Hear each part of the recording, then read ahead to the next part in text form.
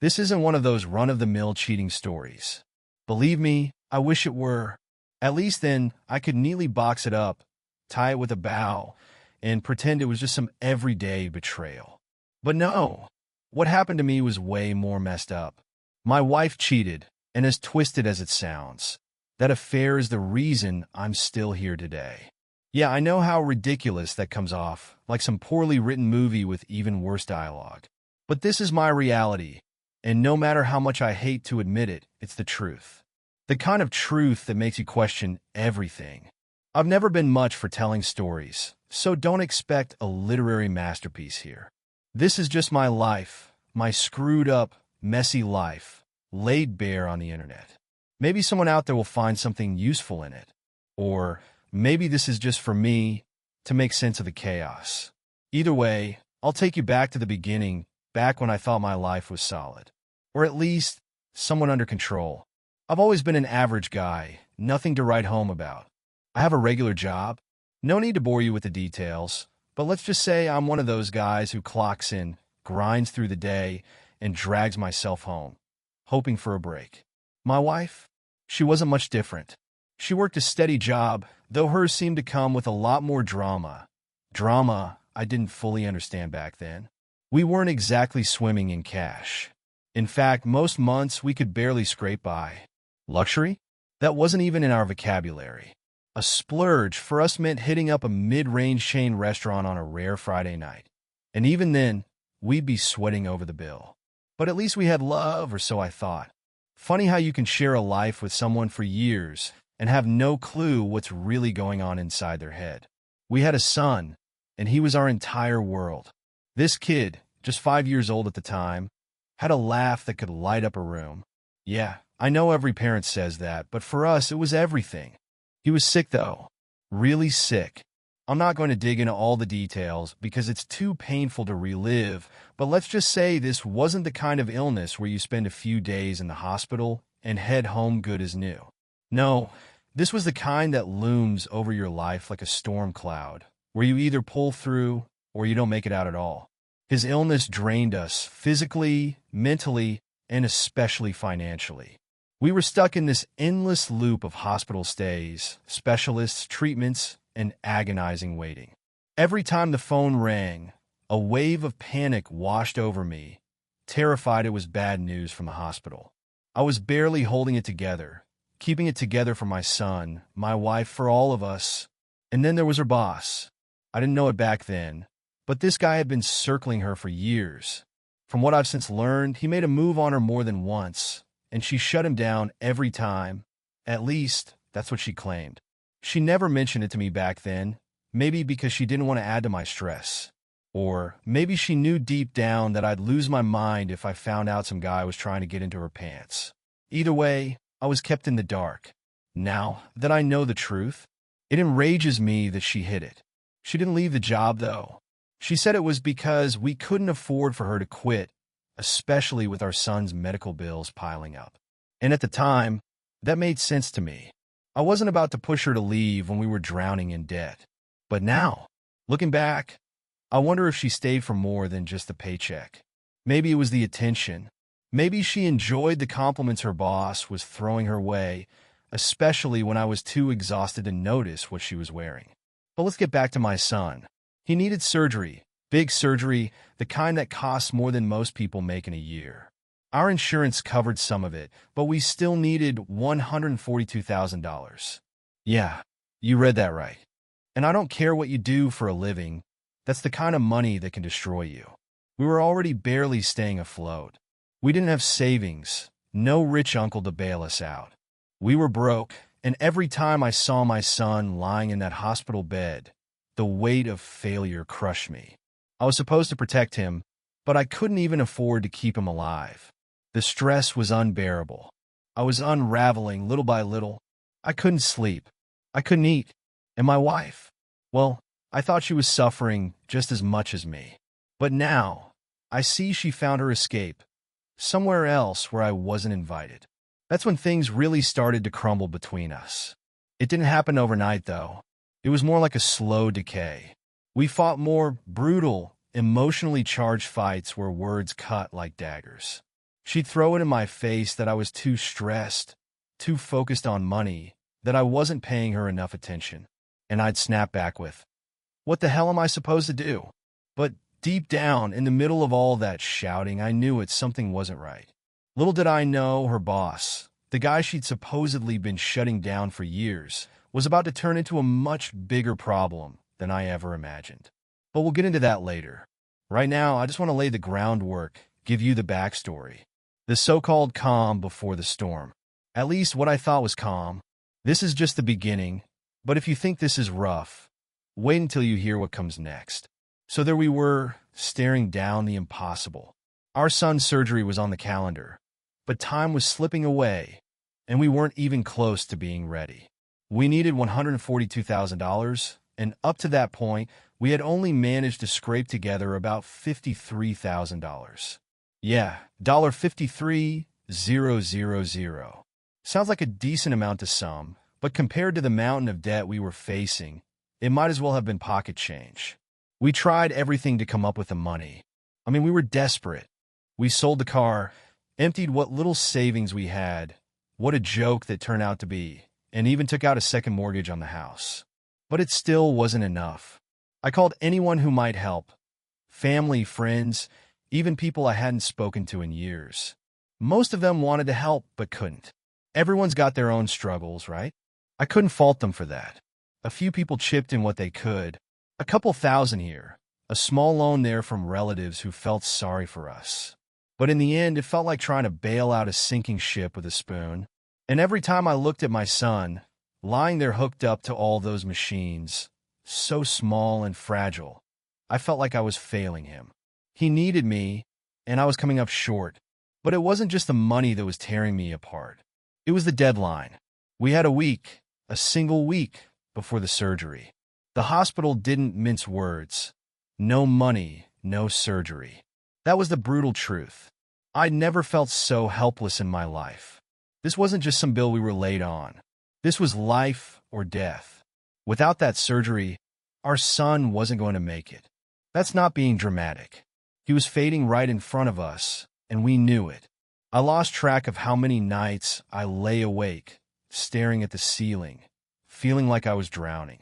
My wife was right there beside me, but even then, I started noticing something off about her. She was pulling away, little by little.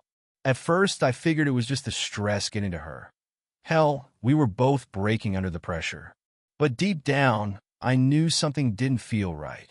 She was glued to her phone more than usual, and when I asked about it, she'd brush it off, saying it was work stuff or messages from her friends. But I wasn't so sure. You know that feeling? That gut instinct that tells you something's off. Even though you can't put your finger on it, that's where I was. But I didn't press her. I had bigger things to worry about. I figured whatever was going on could wait until after the surgery. I needed to focus on one crisis at a time. Meanwhile, the hospital was breathing down our necks, reminding us that time was running out. Every day I got a call from billing, reminding me that if we didn't have the full amount in the account by surgery day, it wasn't happening. No exceptions. It felt like they cared more about the money than saving our son's life. But I guess that's the world we live in. No cash, no compassion. Then one night, about 5 days before the surgery, I hit my breaking point. I sat at the kitchen table, staring at a pile of unpaid bills, hospital notices, and creditor letters, and I couldn't breathe. My wife was in the living room, scrolling through her phone like nothing was wrong. I remember thinking, how did we end up here? How did everything fall apart so fast? I looked over at her and finally asked, "What are we going to do if we can't come up with the money?" She didn't even glance up. "We'll figure something out." That was it for me. I snapped. Figure something out? How the hell are we supposed to figure this out? We're out of time, out of options. You're acting like this is just some minor inconvenience we can sweep under the rug. She finally put down her phone and looked me in the eye. "I'm doing everything I can, okay? Don't make it sound like I'm just sitting here doing nothing." Doing everything you can? We're days away from losing our son because we can't pay for his surgery. What exactly are you doing? All I see is you glued to your phone while I'm out here scrambling, trying to keep our kid alive. Her face hardened. I said, I'm trying. You think I'm not stressed too? You're not the only one carrying this weight. Maybe if you weren't so on edge all the time, we'd have a chance to figure this out. Figure it out? There was no time left to figure anything out. I could barely breathe with all the pressure. But deep down, I couldn't shake that feeling that she was keeping something from me. I didn't want to believe it. Not when our son's life was hanging in the balance. The days kept slipping away, and no matter what I did, I couldn't see a way out. We were still more than $80,000 short, and the surgery was less than a week away. The clock was ticking, and with each passing day, I felt like we were on the verge of losing everything. But as desperate as I was, I had no idea that the so-called solution to our problems, if you could even call it that, was already waiting in the background. One day, that's all we had left before the surgery.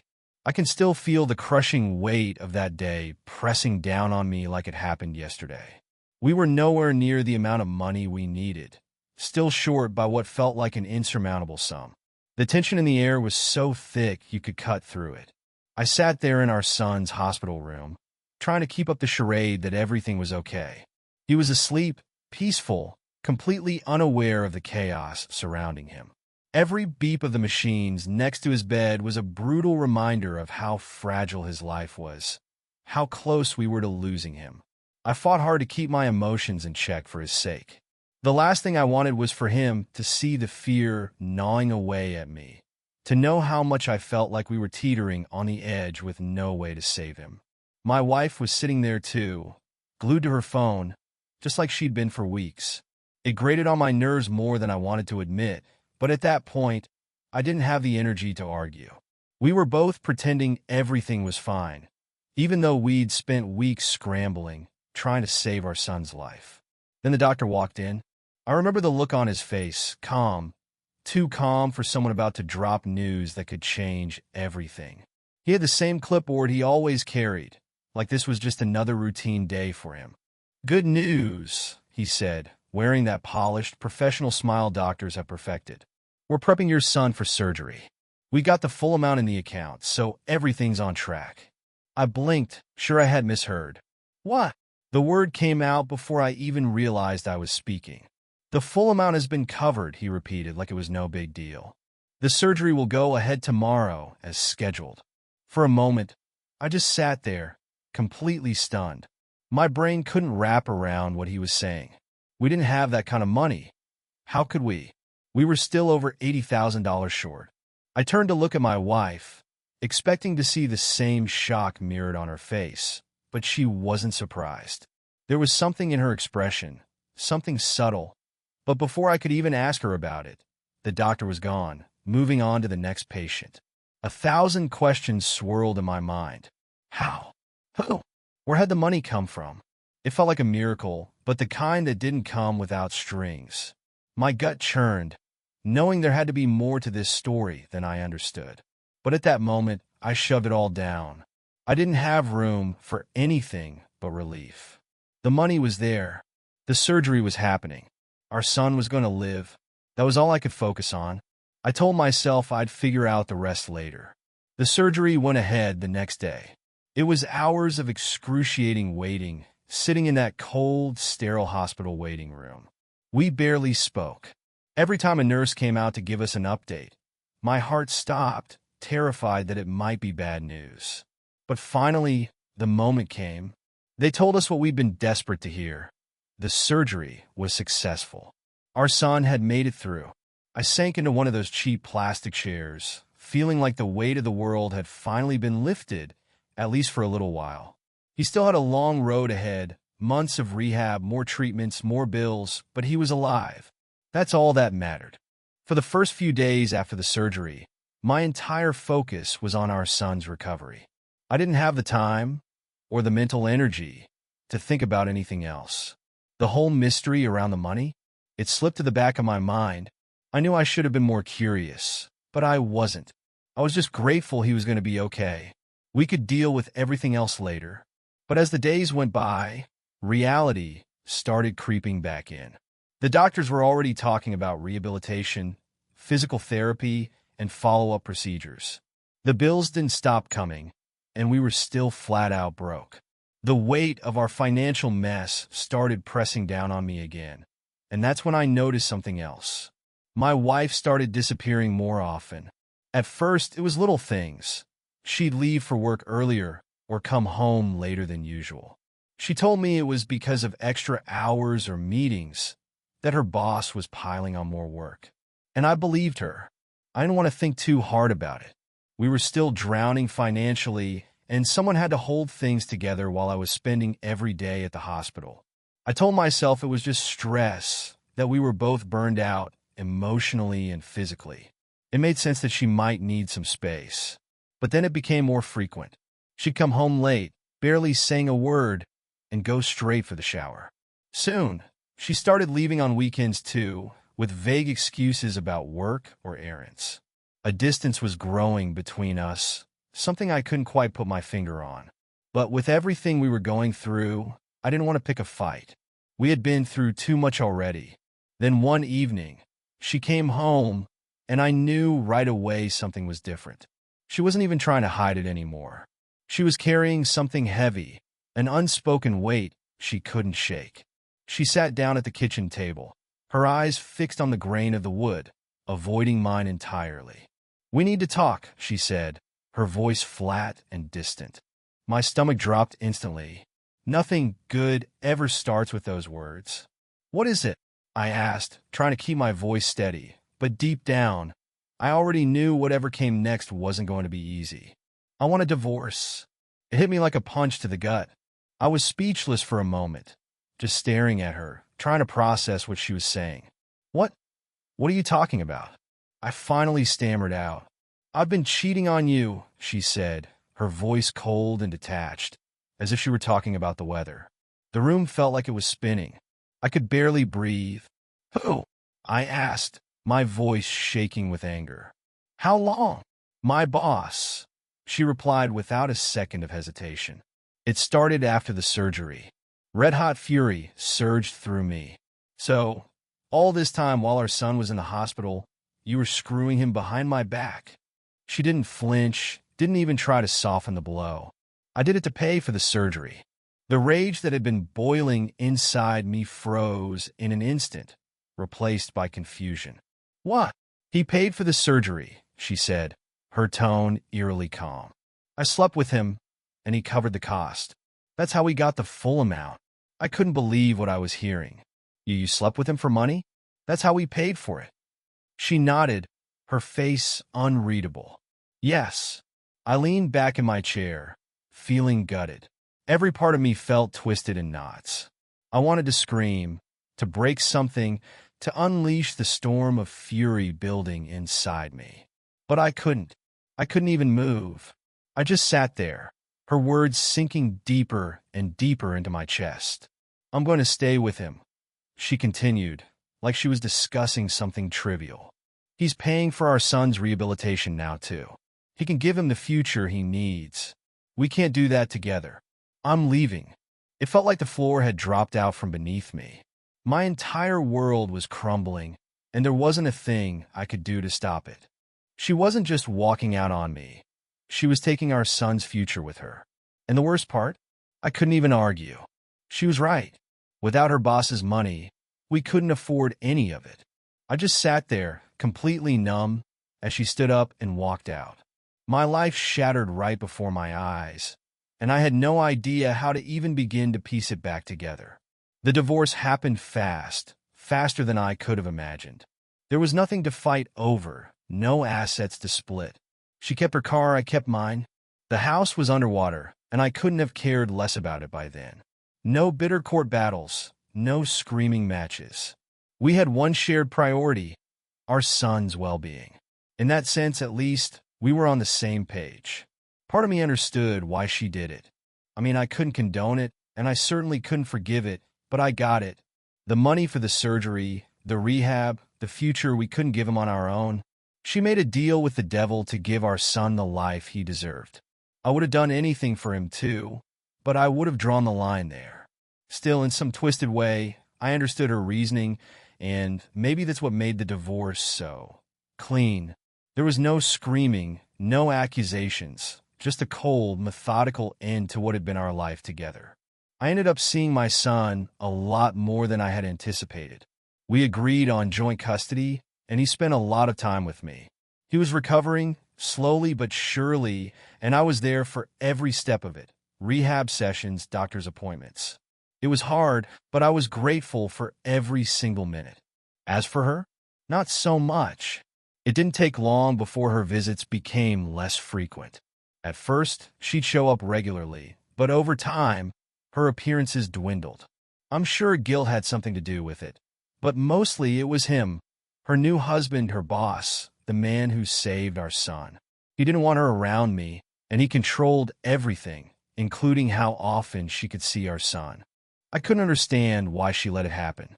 After everything, shouldn't being with our son have been her number one priority? But I guess he had a hold on her that I hadn't fully grasped. When she did come around, the visits were strained. They were brief, awkward, but not entirely cold. I could sense the regret she tried to hide, but couldn't completely suppress. We avoided talking about the past. It was pointless, really. The damage had been done. But every now and then, I'd catch a glimpse in her eyes, a flicker of something lost. It was like she wanted to say more, but she couldn't bring herself to. Our conversations were polite, careful, like we were dancing around shards of glass. But there was still something warm beneath it all, a connection that hadn't entirely faded. I couldn't help but think that she regretted how everything had turned out. Maybe in another world, she would have wanted to come back. But she didn't. She couldn't. Her new life, her new husband, they had her now. And even though part of me knew she was trapped in her own decision, there was no turning back. When she talked to our son, it was like she was trying to make up for all the time she'd missed, asking him about school, his friends, his hobbies. He was too young to understand what had happened. To him, she was still Mom, the same person she'd always been. Sometimes, I'd catch her looking at him with this softness in her eyes.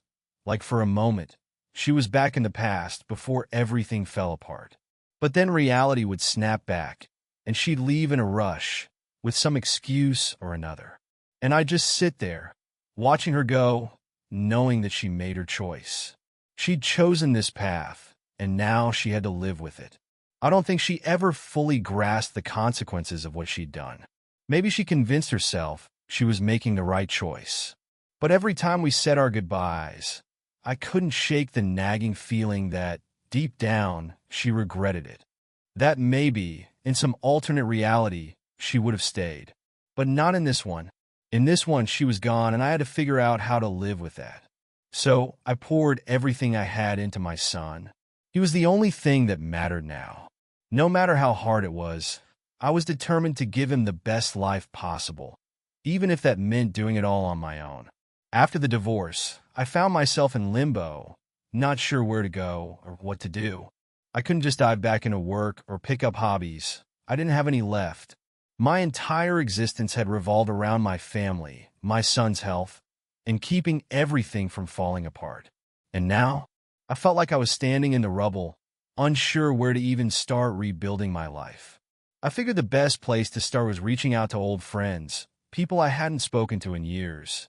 At first, it was awkward, like picking up the phone and forgetting how to have a conversation. But it was something I needed, some kind of connection to the world outside of the nightmare I'd just survived. To my surprise, a few of them were eager to meet up, grab a beer, or just talk. And then there was Rachel. Rachel, my first love from when we were young and reckless, before life had a chance to beat us down. We hadn't been in touch for years, but I'd heard she'd been through some tough times too. Divorce, financial troubles, pretty much what I was dealing with. I hesitated at first, unsure if it would be weird to reach out after so long. But one night, when the loneliness got to be too much, I sent her a message. Something simple like, "Hey, it's been a while. Want to catch up over coffee?" She responded quicker than I expected. We met at a small cafe in town. Walking in, I was half prepared for it to be awkward, like we were two strangers meeting for the first time. But when I saw her sitting there, smiling at me like no time had passed, it felt familiar. She looked different, of course, older, with the marks life leaves on all of us. But she still had that warmth, that easy smile I'd fallen for so many years ago. We talked for hours. What started as catching up turned into something much deeper. I ended up spilling everything. My son's illness, the divorce, the betrayal. I hadn't planned on unloading all of it, but once I started, I couldn't stop. To my surprise, Rachel listened without judgment. She just quietly supported me. She shared her own story too. How her marriage fell apart, how she was trying to pick up the pieces. There was a connection there, something more than just reminiscing about the past. For the first time in months, I didn't feel so alone.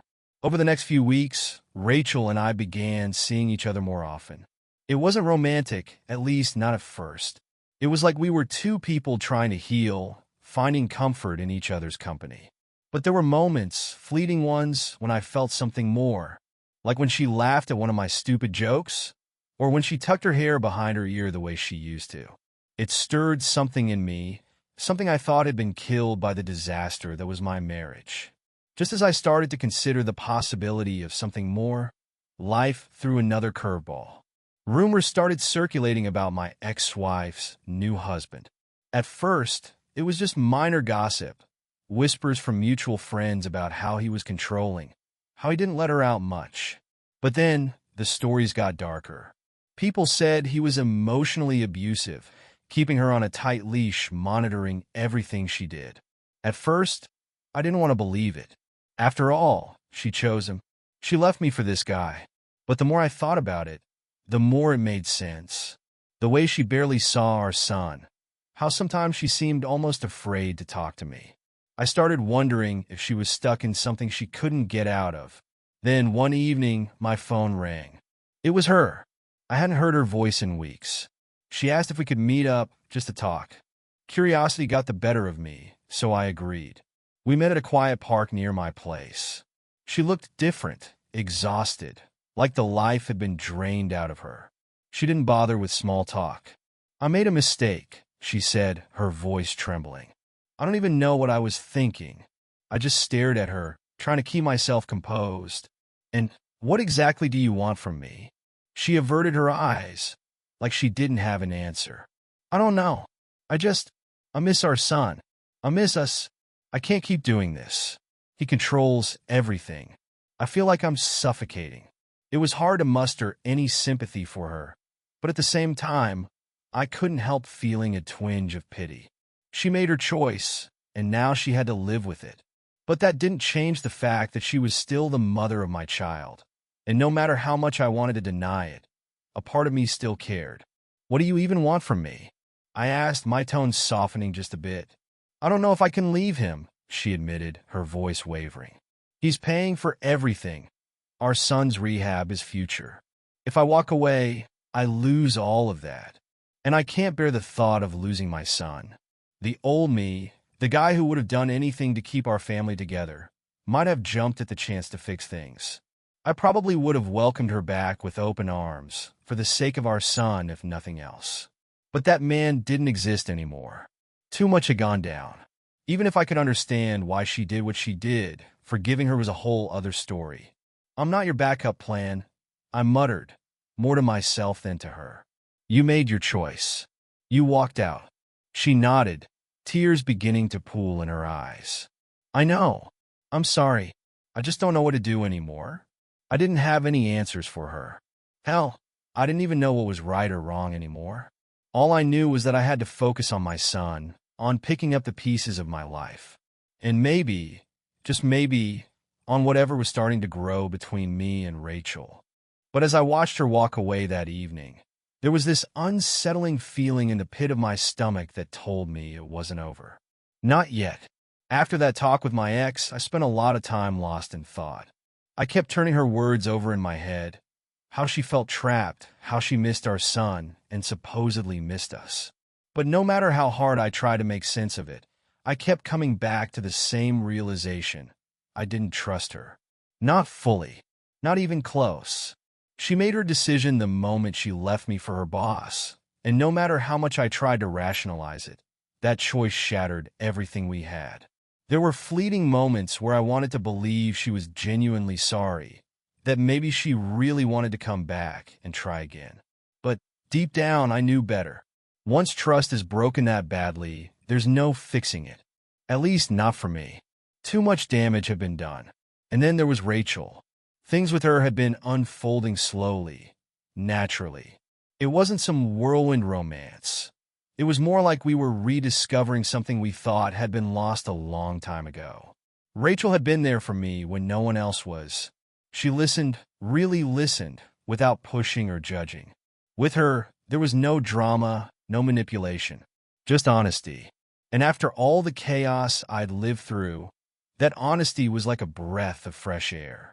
What I had with Rachel felt different. With her, I didn't have to second-guess her intentions or wonder if there was some hidden agenda. She was just as raw and scarred as I was, and maybe that's why we worked. We were two people trying to heal, trying to move forward. I didn't feel like I had to put on an act or worry about being judged for the choices I'd made. It felt real. So, when it came down to making a decision, it was pretty clear. There was no going back to my ex-wife, not even for our son's sake.